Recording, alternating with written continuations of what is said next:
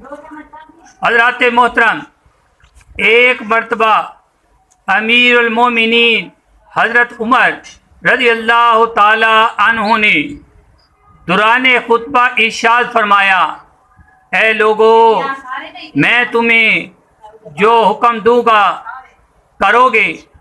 یہ سنتے ہی ایک شخص کھڑا ہوا اور کہا، اے عمر، ہم تیرا حکم نہیں مانیں گے، کیونکہ تیرے عدل و انصاف میں فتور نظر آ رہا ہے۔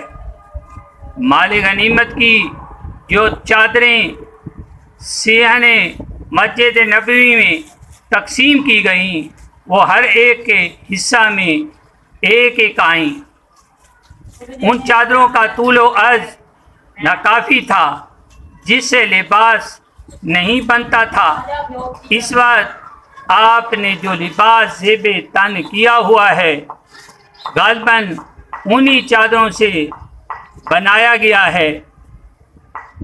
یہ سن کر امیر المومنین حضرت عمر رضی اللہ تعالیٰ عنہ طیش میں نہیں آئے، غصہ نہیں کیا۔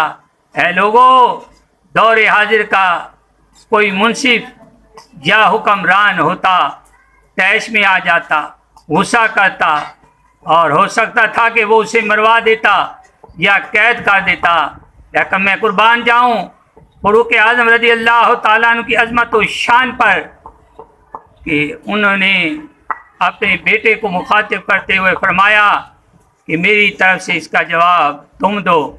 حضرت عبداللہ بن عمر رضی اللہ تعالیٰ عنہ کھڑے ہوئے اور حاضرین کو مخاطب کرتے ہوئے فرمایا، اے لوگو، کہ اس میں میرے والد محترم کا قصور نہیں۔